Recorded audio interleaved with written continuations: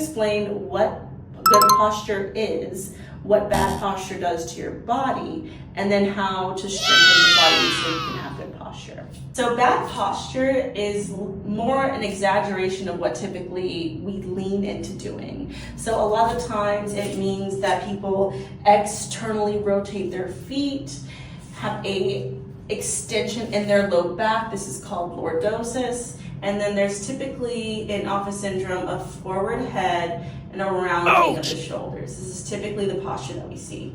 So when you're here, let's start from the bottom up. Your feet externally rotated puts a lot of pressure on your ankles. It puts a lot of pressure on your knees, your hips, and your back. So it's the whole thing. Office syndrome is not just the back. It's literally affects the whole body. The next thing that it affects is the hips and the back.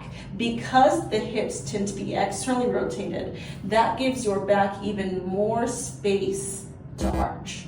So the more that you have your feet forward, the less that your back will arch. When the back arches, the abs get lengthened and they get loose. It's really hard to engage your abs here when they're in this very lengthened position. To actually use the core so that the core is supporting the spine, we have to tuck the pelvis under. And it feels like if you have your fingers on your hip bones and your finger on your pubic bone, that this arrow here is not pointing back, that this arrow here is pointing straight down. And you can see how that affects my shoulders, how that affects my neck, because here is a lot different than this. The more that you have your head forward and away from your spine, the more pressure you're putting onto your neck and to your back.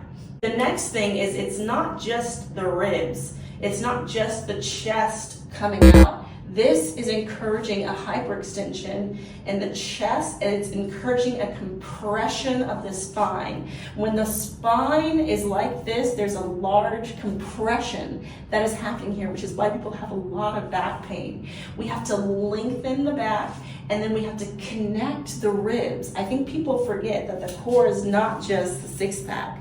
The core of your body actually wraps around to your low back. It connects under the ribs, it connects to your pelvic floor.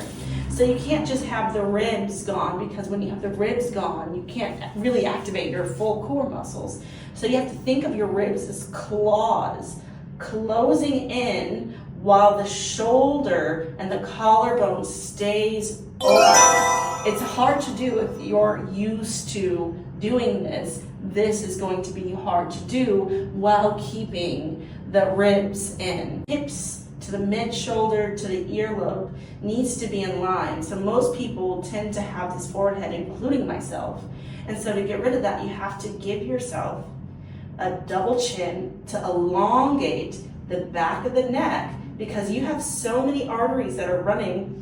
Not really so many, but you have big arteries that are running up to your neck and trying to give your brain blood. And the more that you kink this hose of blood, the less blood flow you'll be getting. So it's a full body. It's making sure that your feet are facing forward, that your knees are in line over your ankles, that your hips are over your knees, that you have a slight tuck of the pelvis, that the pubic bone and the hip bones are all facing in one plane of motion down, that you're connecting to the ribs, that your shoulders are down and back without flaring the ribs, and that your earlobes are in line over the shoulders, in line over the hips, and you have a gentle tuck and elongating through the back of the spine.